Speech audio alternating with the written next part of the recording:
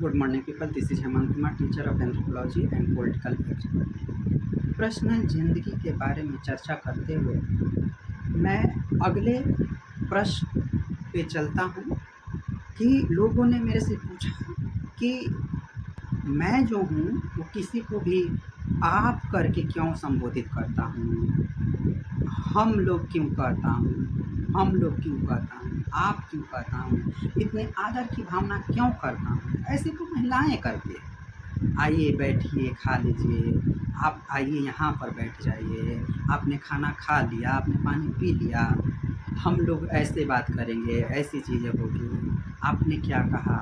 ये संस्कार है, इसको संस्कार कहते हैं।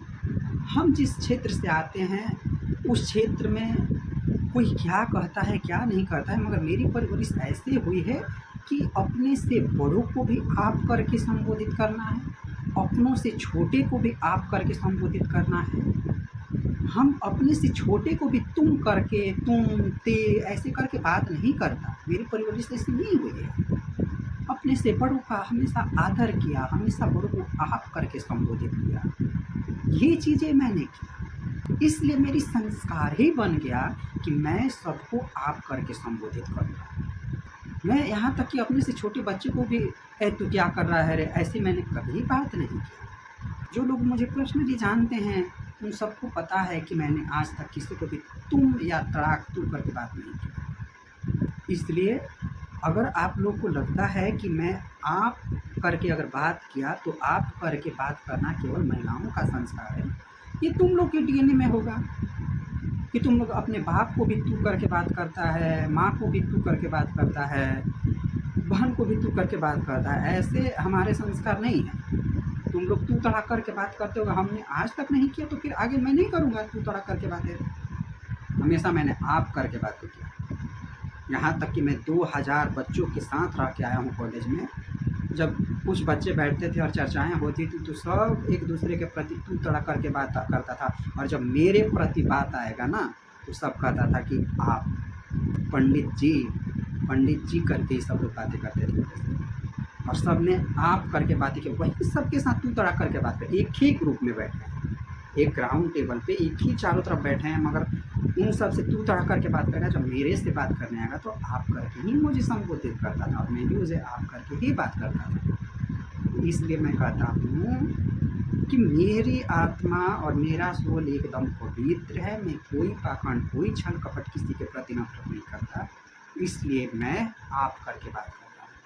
हम लोग की परवरिश ही हुई थी कि दूसरे को असम्मान दो और खुद को कहो कि नहीं मुझे भी कोई सम्मान दे। ऐसे नहीं होता है। जब आप किसी और को सम्मान देंगे ना तो वो खुद आपको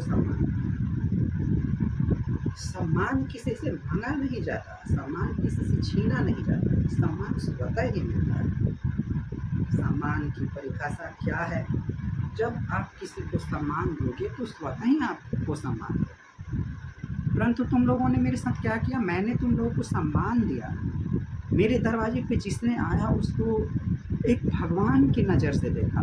किसी को भी अपने दरवाजे से खाली हाथ लौटने नहीं दिया, किसी को भी अपने दरवाजे से प्यासे नहीं जाने दिया, किसी को भी मैं अपने दरवाजे से भूखे पेट नहीं जाने दिया। सबको एक भगवान के प्रति, जिस तरह भगवान अगर दरवाजे पर आए तो पूजन पाठ करने के बाद ही विदा करते हैं, वैसे ही मेरे घर, मेरे रूम पर जो लोग भी आया मैं उसे एक भगवान का रूप माना, और भगवान के तरह ही उसको प्यार मोहब्बत करके उसे एक आदर्श और सम्मान की दृष्टि से देखकर ही विदा किया। और इसको तुम लोगों ने समझा कि मैं एक पाखंडी हूँ और एक औरत की तरह व्यवहार करता हूँ, एक औरत की हैसियत रखता हूँ, औरत की तरह चलता बोलता, और ऐसी मेरी परवरिश हो गई है जिसके प्रति मैं ऐसी बातें करता हूँ।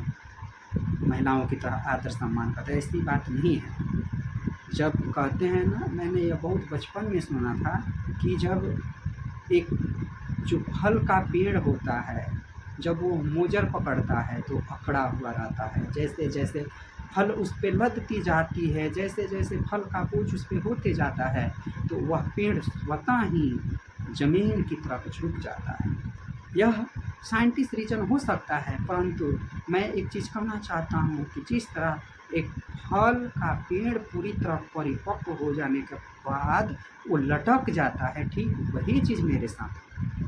मुझे जो ज्ञान की प्राप्ति हुई, इसको पब्लिक प्लेटफ़ॉर्म पे तो मैं नहीं कह सकता, मगर मैं इतना कह सकता हूँ कि जो ज्ञान एक 65-70 साल की उम्र में लोगों को होती है, वह ज्ञान मुझे पूर्व जन्म के प्रकोप से और पूर्व जन्म के अच्छे कर्मों की वजह से मुझे बचपन में ही मिल गया था।